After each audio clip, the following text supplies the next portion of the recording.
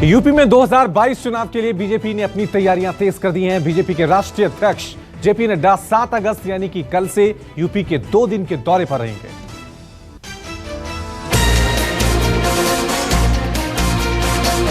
JP Nadda 7 अगस्त और 8 अगस्त को UP के दौरे पर रहेंगे। इस दौरान वो पार्टी की तैयारियों को लेकर यूपी बीजेपी के तमाम अधिकारियों के साथ बैठक करेंगे, जिसको लेकर बीजेपी पदाधिकारियों और कार्यकर्ताओं ने तैयारी शुरू कर दी है। नड्डा के इस दौरे पर यूपी चुनाव को लेकर खास रणनीति पर चर्चा हो सकती है।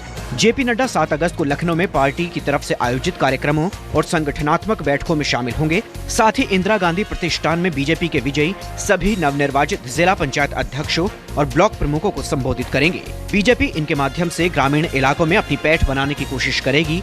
वहीं बीजेपी राष्ट्रीय अध्यक्ष जेपी नड्डा 8 अगस्त को आगरा में रहेंगे। इस दौरान वहां भी पदाधिकारियों और कार्यकर्ताओं संग बैठक कर आगे की रणनीति पर चर्चा की जाएगी। आगरा में नड्डा वेस्ट यूपी में पार्टी के संगठन पर फोकस करेंगे। चुनाव के लिहाज से जेपी नड्डा का ये यूपी दौरा काफी अहम माना जा रहा है। अगले साल होने वाले विधानसभा चुनावों के लिए बीजेपी को भगवान राम का भरोसा है। सूत्रों का दावा है कि अयोध्या और काशी इस बार भी बीजेपी के चुनावी रणनीति का हिस्सा होंगे।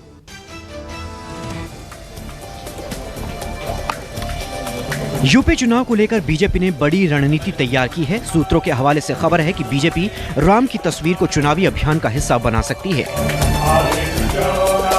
चुनाव प्रचार के दौरान अयोध्या में बन रहे राम मंदिर निर्माण की तस्वीरों का भरपूर इस्तेमाल किया जाएगा। माना जा रहा है कि चुनावी प्रचार सामग्री में राम मंदिर निर्माण और राम लला की तस्वीरों को प्रमुखता दी जाएगी, जिससे जनता के बीच मंदिर बनाने का श्रेय लिया जा सके। इसके साथ ही वाराणसी में बन रहे काशी विश्वनाथ कॉरिडोर का भी जिक्र किया जाएगा। काशी विश्वनाथ कॉरिडोर का भी काम तेजी से जारी है।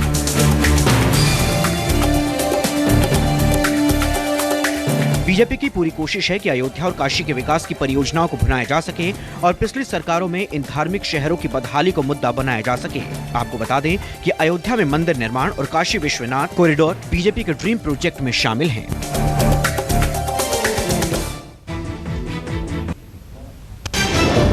जाति आधारित जनगणना का मुद्दा जोर पकड़ता जा रहा है। अब यूपी की पूर्व मुख्यमंत्री और बीएसपी सुप्रीमो मायावती ने भी जाति गणना की मांग की है।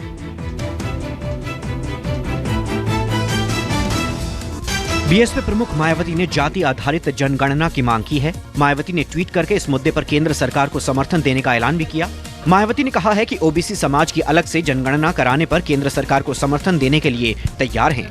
मायावती ने ट्वीट किया कि देश में ओबीसी समाज की अलग से जनगणना कराने की मांग बसपा शुरू से ही करती रही है और अभी भी बसपा की यही मांग है और इस मामले में केंद्र की सरकार अगर कोई सकारात्मक कदम उठाती है तो फिर बसपा इसका संसद के अंदर और बाहर भी समर्थन जरूर करेगी। आपको बता दें कि तमाम राजनीतिक दल भविष्य में होने वाली जनगणना में जातियों की गिनती करने की मांग कर रही है। इस मुद्दे पर विपक्ष के साथ ही एनडीए के भी तमाम दल एक प्लेटफॉर्म पर आ गए हैं। देश में आखिरी बार जाति आधारित जनगणना साल 1931 में हुई थी। इसी आंकड़े के आधार पर देश में पिछड़ी जातियों को आरक्षण दिया गया है।